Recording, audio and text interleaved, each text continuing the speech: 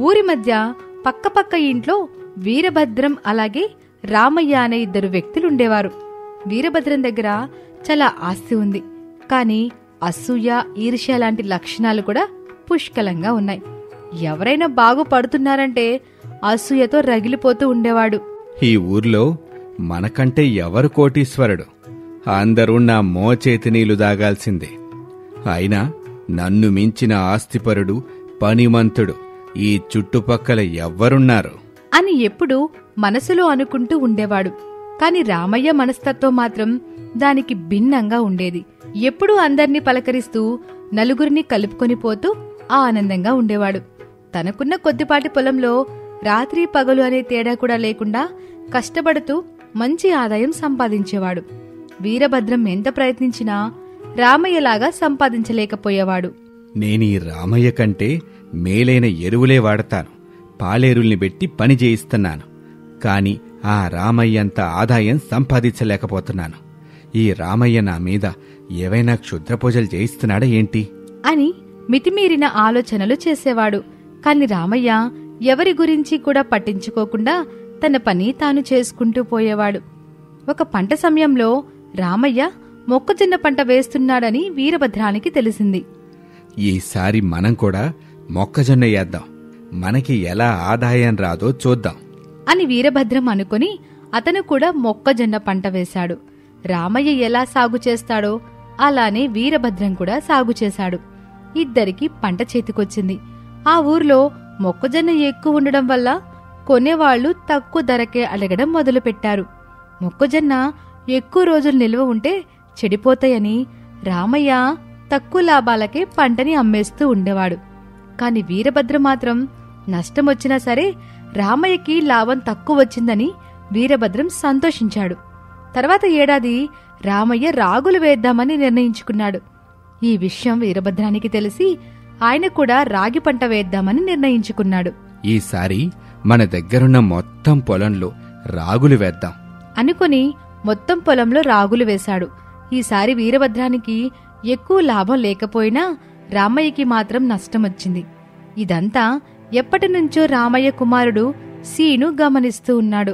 నాన్నా, ఆ వీరభద్రం గారు కావాలని మనల్ని నష్టపరుస్తున్నారనిపిస్తుంది. మనం ఏ పంట వేస్తే ఆ పంటే ఆయన కూడా వేసి మనకి నష్టం వచ్చేలా చేస్తున్నాడు. అలా అనుకోకూడదురా. నిజాలు తెలియకుండా మనం ఎవరినీ తప్పు పట్టకూడదు. కళ్ళ ముందే అన్నీ కనిపిస్తుంటే ఇంకా అలా అంటావేంటి నాన్నా? హోరే, మనం ఆలోచించినట్టే ఆయన ఆలోచించి ఉండొచ్చు కదా. ఎవరైనా గిట్టుబాటయ్యే పంట ఎయ్యాలనుకుంటారు గాని నష్టం వచ్చే పంట ఎయ్యరు గదా. అతి మంచితనం కూడా ప్రమాదకరమేనన్నా. ఆ వీరభద్రానికి తలంతా విషయమే. అంత గుడ్డిగా నమ్మేకు. ఆయనతో కాస్త జాగ్రత్తగా ఉండు అని చెప్పి వెళ్లిపోయాడు సీను. రామయ్య మాత్రం వీరభద్రం మీద ఏమాత్రం అసూయ, కోపం లేకుండా ప్రశాంతంగా సాగిపోతున్నాడు. ఇలా జరుగుతూ ఉండగా రామయ్య ఈసారి అరటి పంట వేయాలని నిర్ణయించుకున్నాడు. కాని అరటి పంటకు చాలా నీళ్లు కావాలి. దానికోసం ఎంతో ఆలోచించాడు. వెంటనే రామయ్యకు ఒక ఉపాయం తట్టింది. అనుకున్నది తడవుగా వీరభద్రం ఇంటికి వెళ్లాడు. వీరభద్రం తమలపాకు నములుతూ పడక కూర్చీలో కూర్చున్నాడు. రామయ్యని చూడగానే వీరభద్ర ముఖంలో రకరకాల భావాలు కనిపించాయి. వీరభద్రం గారు, నమస్కారం అండి. నమస్కారం. ఏంటి రామయ్య, ఇలా వచ్చావు? మీ పొలంలో బావుంది గదా, అది నేను కొనుక్కోవాలనుకుంటున్నాను. మీరేమంటారో అడుగుదామని వచ్చాను. బావెందుకు? నాకు నీటికి ఇబ్బందిగా ఉంది. ఒక కాలువ నా పొలం దగ్గరికి తీసుకొని మోటార్ ద్వారా నీటిని వాడుకుందామని అంటూ ఉన్నది ఉన్నట్టుగా చెప్పాడు రామయ్య. రామయ్య మీద ఎప్పటినుంచో అసూయతో రగిలిపోతున్న వీరభద్రానికి ఒక కపటోపాయం తట్టింది. వెంటనే రామయ్యకి బావి నమ్మడానికి ఒప్పుకున్నాడు. వీరభద్రం అడిగినంత డబ్బు చెల్లించి రామయ్య ఆ బావిని స్వాధీనం చేసుకున్నాడు. ఇక ఆ తర్వాత రోజు నుంచి తన పొలం దగ్గర నుంచి రామయ్య పొలంలో ఉండే బావి దగ్గరికి చాలా కష్టపడి కాలువ తీసుకున్నాడు. అరటి పిలకలు తెచ్చి తన పొలంలో నాటాడు. రాత్రింబవళ్ళు పొలంలోనే ఉండి చక్కగా పాదులు తీసుకున్నాడు. కాని వీరభద్రం తన పొలంలో అరటి పంట వేయలేదు. రామయ్య ఇంటికొచ్చి, రేయ్ సీను, నువ్వు అనవసరంగా ఆయన అపార్థం చేసుకున్నావురా. ఏమైంది నాన్న? నేను బావి కొంటానని అడిగితే సరైన ధరకే ఇచ్చాడు. ఇప్పుడు నేను అరటి పంట వేస్తే ఆయన మిరప పంట వేస్తున్నాడు. మనమే ఆయన్ని తప్పుగా అర్థం చేసుకున్నాం. ఆయన చాలా మంచోడ్రా. నాన్న, మనిషికి మాత్రమే ఉండే ఒకే ఒక్క గుణమేంటో చెప్పనా? నాలుక. నాలుక ఒక్కటే అయినా కూడా మాటలు ఎలా పడితే అలా మాట్లాడతారు నాన్న.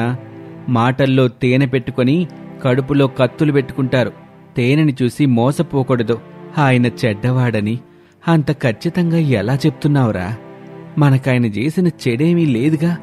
నేను చెప్పన్నాన్నా, నువ్వే చూస్తావులే ముందు ముందు అంటూ చాలా నిర్భయంగా చెప్పి వెళ్లిపోయాడు. కొన్ని రోజుల తర్వాత రామయ్య నీటిని అరటి చెట్లకి వదులుదామని బావి దగ్గరకు వెళ్లాడు.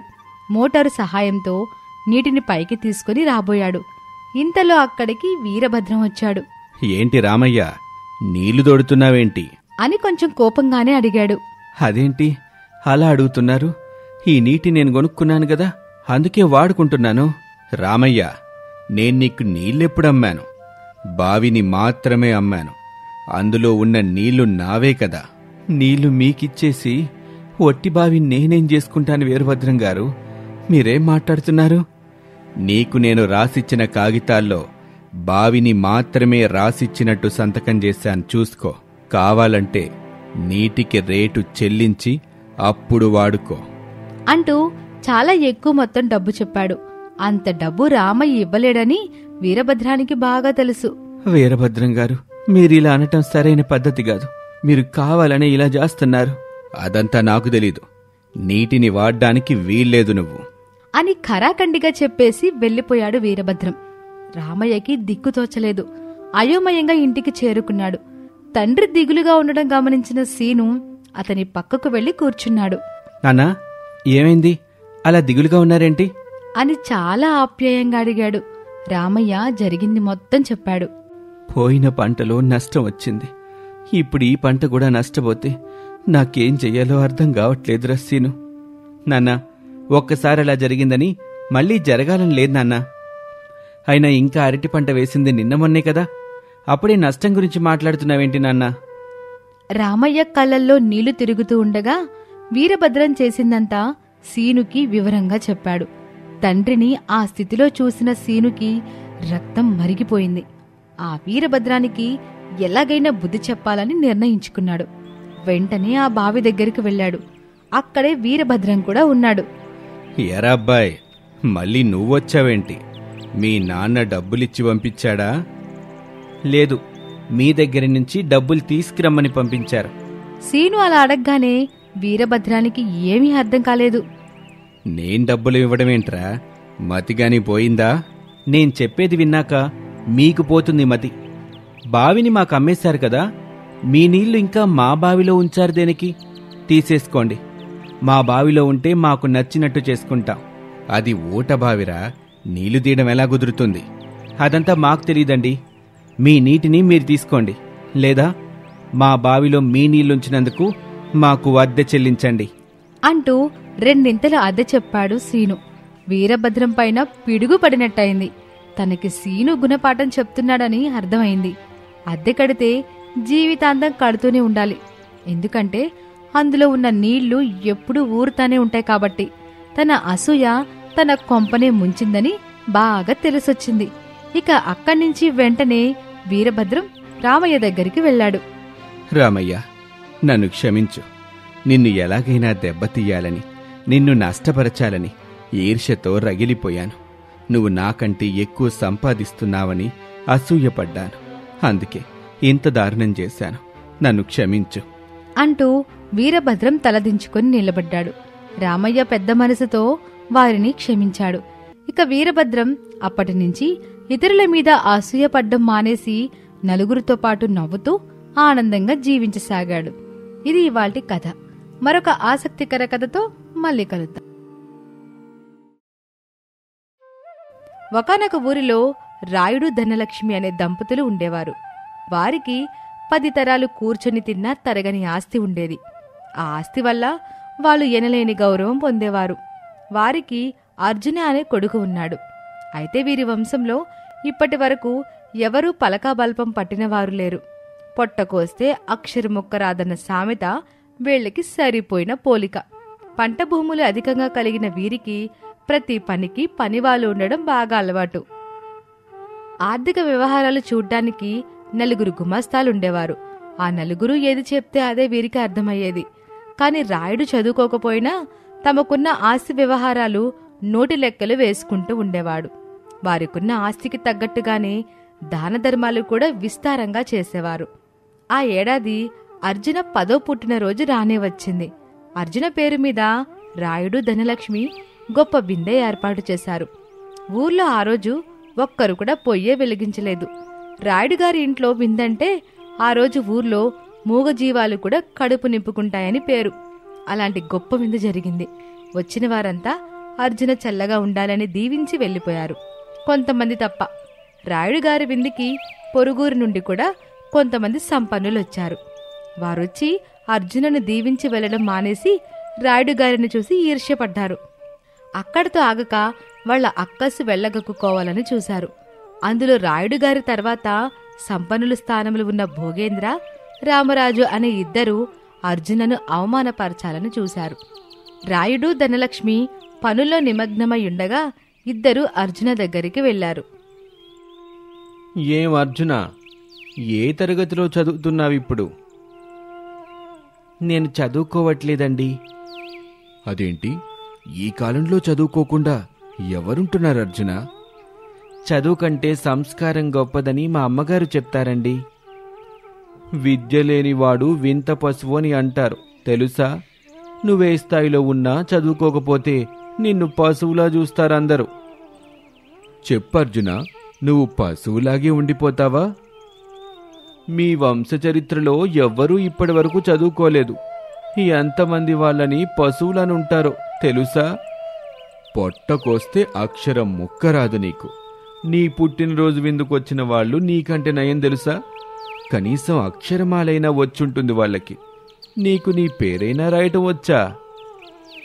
పెద్దవాడివైతే సరిపోదర్జున, బుద్ధి కూడా పెరగాలి. ఇదంతా నీ మంచిగా చెప్తున్నాను సుమా. ఆ మాటకు అర్జున తల కిందికి దించుకున్నాడు. అర్జున కళ్ళల్లో నుండి నీరు ధారలుగా జారాయి. విందుకొచ్చిన కొంతమంది వాళ్ల మాటలు విని పుట్టినరోజునాడే అర్జునకు అవమానం జరుగుతుందని బాధపడ్డారు. విందుకొచ్చిన వాళ్లల్లో ఒక ముసలవ్వ వాళ్ల మాటలు విని ఎంతో బాధపడింది. అర్జున ఏడవడం చూసి ఆమె మనసు చివుక్కుమన్నది. చిన్న పిల్లాడని కూడా చూడకుండా పుట్టినరోజునాడు పశువు గిసువు అంటున్నారు వీళ్ళకి బుద్ధి చెప్పి తీరాలి అనుకుంది ఆ ముసలవ్వ. ఒక చేత్తో కర్ర పట్టుకుని మరొక చేత్తో నీళ్ల గ్లాసు పట్టుకుని మెల్లిగా నడుచుకుంటూ వాళ్ళ దగ్గరకు వెళ్ళింది. బాబూ, మీ 2 బాగా చదువుకున్నట్టున్నారు. ఉన్నంతవరకు మొత్తం చదివేశాను ముసలి. మాకు తెలియందంటూ ఏమీ లేదు. అదృష్టం ఉండాలయ్యా, మీ అంత చదువుకోవాలంటే. ఎప్పటినుంచో నాకు పెద్ద అనుమానం ఉంది బాబు. అది మిమ్మల్ని అడుగుతాను. మీరు బాగా చదువుకున్నారు కదా, చెప్తారా అయ్యా? అడుగడుగు. ముసలవంత ధైర్యంగా వెళ్లి వాళ్ల ముందు నిలబడింది. ఏం అడుగుతుందా అని జనాలంతా ఆతృతగా చూస్తున్నారు. ఏం జరుగుతుందో తెలియక చూస్తూ నిలబడ్డారు. అప్పుడే అక్కడికి రాయుడు, ధనలక్ష్మి 2 వచ్చారు. ఈ నీళ్ల గ్లాస్ ఉంది కదా, ఇందులో నీళ్లున్నాయిగా. ఈ నీళ్లలో నుండి గాలిని వేరు చెయ్యండి బాబు. నీళ్లల్లో నుంచి గాలిని వేరు చేయటమేంటే పిచ్చి ముసలి. నీళ్లల్లో గాలి ఎందుకుంటుంది? నేలల్లో గాలి ఉండదా? ఉండదు. ఉంటుందని ఎవరు చెప్పారు? మరి నేలల్లో గాలి లేకపోతే నీటిలోని చేపలు ఊపిరి ఎట్టా తీసుకుంటున్నాయి బాబు? ఆ మాటకు భోగేంద్ర, రామరాజులకి సమాధానం ఏం చెప్పాలో అర్థం కాలేదు. చుట్టూ ఉన్న జనాలు వాళ్ళని చూసి నవ్వుతున్నారని గ్రహించి ఏదో సమాధానం చెప్పాలని ప్రయత్నించారు. అసలు చేపలు ఊపిరి పీల్చుకుంటాయని ఎవరు చెప్పారు నీకు?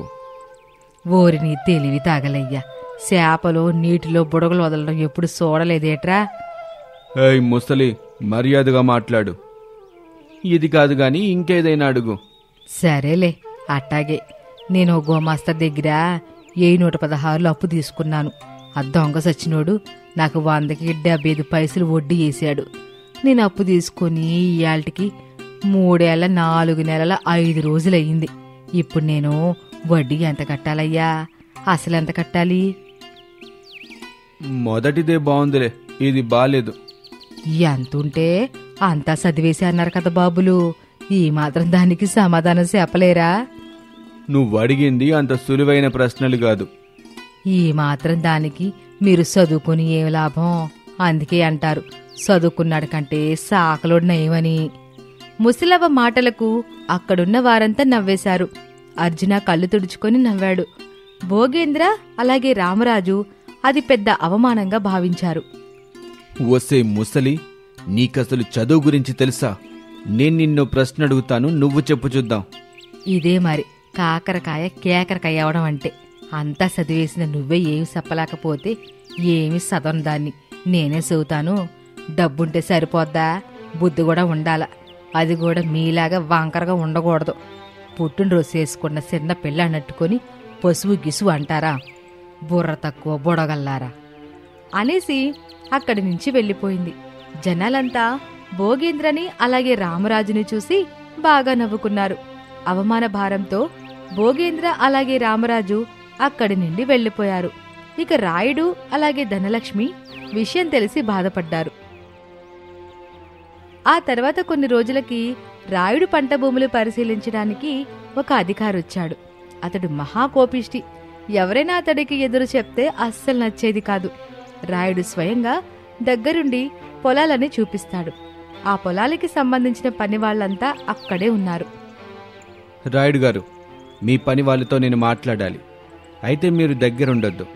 మీరు ఉన్నారన్న కారణంతో వాళ్ళు నాకు నిజం చెప్పలేకపోవచ్చు. మీరు కాసేపు పక్కకు వెళ్తే నేను వీళ్ళని అడుగుతాను.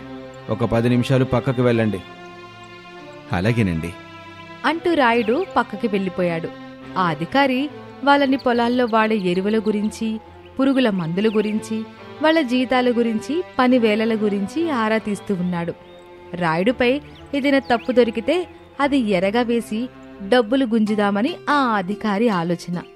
అయితే పనివాళ్లంతా రాయుడు గురించి మంచిగా చెప్పడంతో తన పథకం పారలేదని అధికారికి కాస్త చిరాకొచ్చింది. ఈలోగా పక్కకు వెళ్లిన రాయుడు అధికారి దగ్గరికి వచ్చాడు. తన ఆలోచన బెడిసి కొట్టిన కోపంలో ఉన్న అధికారి ఆ కోపాన్ని రాయుడి మీద చూపించాడు. ఏమయ్యా రాయుడు గారు, మీకసలు బుద్ధుందా? ఆ మాట విన్న పనివాళ్లంతా ఆశ్చర్యపోయారు. రాయుడికి ఏమీ అర్థం కాలేదు. నేనేం చేశానండి? ఒక్క 10 నిమిషాలు పక్కకి వెళ్ళండి అని అడిగాను. 5 నిమిషాలకే వచ్చేశారు. మిమ్మల్ని చూసి వీళ్ళంతా నిజాలు చెప్పడానికి భయపడుతున్నారు. 10 నిమిషాలంటే ఎంతసేపో తెలుసా మీకు? ఆ చేతికి వాచి ఏది? ఆ మాటలకి రాయుడు మనసు చివుక్కుమన్నది. అయినా తమాయించుకుని సమాధానం చెప్పాడు. క్షమించండి, నాకు టైం చూడ్డం రాదు, అందుకే వాచి పెట్టుకోలేదు. ఓహో, చదువుకోలేదా తమరు? పేరుకే గొప్ప అన్నమాట. వస్తుందని గర్వమా? రాయుడు ఇక ఆ మాటలు సహించలేక అక్కడి నుంచి వెళ్ళిపోయాడు. అధికారి తన కక్ష చల్లారినందుకు నవ్వుకున్నాడు. కాని అక్కడున్న పనివాళ్లు ఊరుకుంటారా? యామయ్యా అధికారి, నువ్వు వచ్చిన పనేంటి, మాట్లాడుతున్న మాటలేంటి? అసలు నువ్వు అడిగిన ఆటన్నిటికీ మేం సమాధానం చెప్పాం కదా. మీరు నిజాలు చెప్పారో అబద్ధాలు చెప్పారో ఎవరికి తెలుసు? ఆ రాయుడు మీకు ముందే డబ్బులిచ్చుండొచ్చు కదా. మా ముందే మా రాయుడు గారిని అవమానించావు కదూ. నిన్ను సొక్క ఈ పిచ్చి కుర్చీలో నుండి దించపోతే చూడు. ఏంటి బెదిరిస్తున్నారా? బెదిరించటం కాదయ్యా, నీ పై అధికారి ఉన్నాడే, అతను మా రాయుడు గారి సాయంతో చదువుకుని పైకొచ్చినోడు. ఆయన పంపిస్తేనే నువ్వు ఇక్కడికి వచ్చావని మా తెలుసులే. ఆయనకి ఈ విషయం తెలిసిన మరుక్షణమే నీ ఉద్యోగం ఊడతలు పట్టుకు పోతాయి. ఆ మాటలకి అధికారి గుండె గుబేలుమన్నది. ఏంటిది? అనవసరంగా లంచానికి కక్కుర్తిపడి ఉద్యోగానికి ఎసరు పెట్టుకున్నట్టున్నానే. ముందిక్కడి నుంచి తప్పించుకోవాలి. ఇక మరో మాట లేకుండా అక్కడి నుంచి పారిపోయాడు. రాయుడు మాత్రం గుండె నిండా ఆవేదనతో ఇంటికి చేరుకున్నాడు. రాయుడు ముఖాన్ని చూసి ఏదో జరిగిందని గమనించిన ధనలక్ష్మి పక్కకొచ్చి కూర్చుంది. ఏవైందండి? అంత సజావుగానే జరుగుతోందా? ఇవాళ పొలాలు చూడ్డానికొచ్చిన అధికారి నన్ను 10 నిమిషాలంటే ఎంతో తెలుస్తా అని అడిగాడు లక్ష్మి. దానికి నేను సమాధానం చెప్పలేకపోయాను. ప్రకృతితో పాటు పనులు చేసుకునే మనకి ఈ టైంతో పని ఏమిటండి? అసలు మిమ్మల్ని ప్రశ్నించడానికి అతనెవరు? చదువుకున్నవాడికి చదువులేనివాడంటే ఎంతైనా చులకనే లక్ష్మి. ఎంత చదువుకుంటే ఇవాళ మీరు 1000 మంది పని వాళ్ళని పోషిస్తున్నారు. వాడు మీ మీద అక్కసితో మాట్లాడినట్టు నాకు తోస్తుంది. మీరు బాధపడకండి. లేదు లక్ష్మి, మొన్న పుట్టినరోజు వేడుకలో అర్జునకి అవమానం జరిగింది. ఇవాళ నాకు తల కొట్టేసినట్టు అనిపించింది. ఇప్పటి వరకు మనకి చదువు అవసరం రాకపోవచ్చు, కానీ మన ముందు తరాల వాళ్ళకి అవసరమే. సమాజంలో గౌరవం, జ్ఞానం రెండూ ఉంటాయి. అందుకే అర్జునికి చదువు చెప్పించాలని నిర్ణయించుకున్నాను. మీరే నిర్ణయం తీసుకున్నా అర్జున దానికి కట్టుబడే ఉంటాడు. అర్జున మాత్రమే కాదు, మన చుట్టుపక్కల ఉన్న పిల్లలంతా చదువుకోవాలి. బడులు కట్టించి పాఠాలు చెప్పే పంతులని పెడదాం. రాయుడు చాలా పెద్ద నిర్ణయమే తీసుకున్నాడు. అనుకున్నట్టుగానే అర్జునను మంచి బడిలో చేర్పించాడు. అర్జున, నువ్వు బాగా చదివి ఉద్యోగం చెయ్యాల్సిన అవసరం లేదు. మంచి గురువయ్యి చదువులేని వాళ్ళకి ఉచితంగా చదువు చెప్పు. నీ చుట్టూ ఉన్న వాళ్ళు చదువుకునేలా చెయ్యి. అలాగే నాన్నగారు, మీకు అవమానం జరిగిన చోటే మీరు తల ఎత్తుకునేలా చేస్తాను. అర్జున తన గురించి ఆలోచించినందుకు రాయుడు ఎంతో సంతోషపడ్డాడు. అర్జున చాలా తెలివైనవాడు. అప్పటి వరకు ఎప్పుడూ పుస్తకాలు ముట్టుకోకపోయినా వాటిని అతి సులువుగా అవపోసన పట్టాడు. వాళ్ళ ఇంట్లో ఉన్న గుమాస్తాలతో కూర్చొని వాళ్ళ దగ్గర నుండి లెక్కలు రాయడం, వేయటం, లాభనష్టాలను బేరేజ్ వేయడం అన్నీ నేర్చుకున్నాడు. తాను నేర్చుకున్న వాటిని ఇంట్లో వాళ్లకు నేర్పిస్తూ తన జ్ఞానాన్ని మెరుగుపరుచుకున్నాడు. ఒకరోజు తన తల్లిని, తండ్రిని కూర్చోబెట్టి వాళ్లకి గడియారం చూడడం, సమయం చెప్పడం కూడా నేర్పించాడు. అర్జున తెలివికి రాయుడు అలాగే ధనలక్ష్మి పొంగిపోయారు. లక్ష్మి, అర్జున చాలా తెలివైనవాడు. నేర్చుకోగల ఏ అవకాశాన్ని వదులుకోవట్లేదు. అంతేనా? ఇంట్లో ఉన్న వాళ్ళకి నేర్పిస్తున్నాడు, మనకు కూడా నేర్పిస్తున్నాడు. అర్జున నా పరువు ప్రతిష్టల్ని పెంచేవాడు. నాకు చాలా గర్వంగా ఉంది. మరోవైపు రాయుడు తన సొంత డబ్బులు ఖర్చు పెట్టి బడులు కట్టడం ప్రారంభించాడు. వాటికి అధికారుల నుండి అనుమతులని, ఆ కాగితాలు, ఈ దస్తావేజులని ఎంతో శ్రముండేది. రాయుడు ఎంత ఓపికగా తిరుగుతూ అన్నిటినీ సంపాదించి బళ్ల పని మొదలుపెట్టాడు. అంతేకాదు, చదువు విలువ అందరికీ తెలియాలని, ముఖ్యంగా పిల్లలు చదువుకునేలా పెద్దలే ప్రోత్సహించాలని, వాళ్లను పనికి పంపడానికి వీల్లేదని ఊరంతా చాటింపు వేసేశాడు. ఇలా ఉండగా ఒకరోజు సోమయ్య అనే వ్యక్తి రాయుడు ఇంటికి వచ్చాడు. ఏమయ్యా, ఎవరు కావాలి? అమ్మగారు, ఓసారి అయ్యగారితో మాట్లాడతాను. అలాగే ఉండు, పిలుస్తాను. చెప్పు సోమయ్య, ఏంటిలా వచ్చావు? అయ్యా, దండాలయ్యా. మీరూరంతా పిల్లలు చదువుకోవాలని సాటింపు వేయిస్తున్నారు. కానీ నాకు మా పిల్లల్ని బడి కంపే స్తోమత లేదయ్యా. అయ్యో సోమయ్య, నువ్వెలాంటి రుసుము కట్టాల్సిన పని లేదయ్యా. అయ్యా, రుసుముకే కాదయ్యా, పిల్లలకి తిండి పెట్టడానికి కూడా నాకు కట్టంగా ఉంది. మా పిల్లలు కూడా పనికి వెళ్తేనే నలుగురం తింటున్నాం. వాళ్ళని పనికి పంపొద్దంటే ఎట్టగయ్యా? రాయుడు ఈ విషయం గురించి ఆలోచించాడు. నిజమే, నాకీ ఆలోచన రానేలేదు. అందరూ ఒకే స్థాయిలో ఉండరు కదా. సరే, బడికొచ్చే పిల్లలకి ఉదయం, మధ్యాహ్నం భోజనాల ఏర్పాటు చేస్తాను. అప్పుడు నీ కాస్తైనా భారం తగ్గుతుంది కదా. అయ్యా, ఊరికే అన్నం పెట్టి చదువు చెప్పిస్తానంటే మేమెందుకు వద్దంటాం స్వామి? మీరు మా ఊర్లో ఉండటం మా అదృష్టం అయ్యా అని మనస్ఫూర్తిగా నమస్కారం చేసి సోమయ్య వెళ్ళిపోయాడు. రాయుడు తన ఆస్తి తరిగిపోతుందని లెక్కలు కూడా వేసుకోకుండా చాలా ఖర్చు పెట్టి పనులన్నీ పూర్తి చేశాడు. పిల్లలకి భోజనాలు ఏర్పాటు చేశాడు. మంచి భోజనం దొరుకుతుందన్న ఆలోచనతో కొంతమంది తల్లిదండ్రులు పిల్లల్ని పంపించడం మొదలుపెట్టారు. ఆ విధంగా రాయుడు తన కొడుకు చదువుతో పాటు అందరి అభివృద్ధికి పునాది వేశాడు. అర్జున చక్కగా చదువుకొని మంచి ఉపాధ్యాయుడయ్యాడు.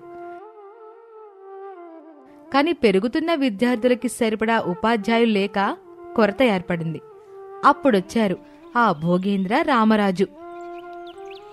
ఏం రాయుడు గారు, బడులు గట్టించారు సరే, భోజనాలు పెట్టి పిల్లల్ని ఆకర్షించారు సరే, మీ కొడుకుని ఉపాధ్యాయుణ్ణి చేశారు సరే, కానీ అందరికీ ఒక్కడే ఉపాధ్యాయుడు సరిపోతాడా?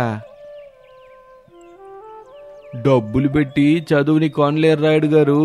ఇప్పుడు మీకు కనీసం 30 మంది బడిపంతులైనా కావాలి. బయట నుంచి అప్పుడే అర్జున ఇంట్లోకొచ్చాడు. వస్తూనే తండ్రిని పిలుస్తూ వచ్చాడు. నాన్న, ఉపాధ్యాయుల పని చూసేశాను నాన్న. అవునా? ఎలా చేసావు అర్జున?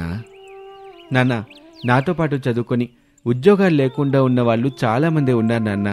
అందులో నుంచి బాగా చదువు చెప్పగల 20 మందిని వేరు చేశాను. ఇప్పుడే వాళ్ళతో మాట్లాడొస్తున్నాను. అందరూ మన దగ్గర పనిచేయటానికి ఒప్పుకున్నారు. బాబు అర్జున, ఎవ్వరు ఊరికే రారయ్యా. వచ్చిన వాళ్ళకి జీతాలు ఇవ్వాలంటే ఏడాదికి 1 ఎకరం చొప్పున అమ్మాలి మీరు. వాళ్ళు కొంతమందిలా డబ్బు కోసం చదువును ఉపయోగించుకునే రకాలు కాదులేండి. తాము చదువుకున్న విద్య నలుగురికి ఉపయోగపడితే చాలు అనుకునే సంస్కార సంపన్నులు. అంటే మమ్మల్ని పరోక్షంగా సంస్కారం లేని వాళ్ళు అంటున్నావా? ఆ విషయం నాకంటే మీకే బాగా అర్థమైందే. అర్జున, మాటలు జాగ్రత్త.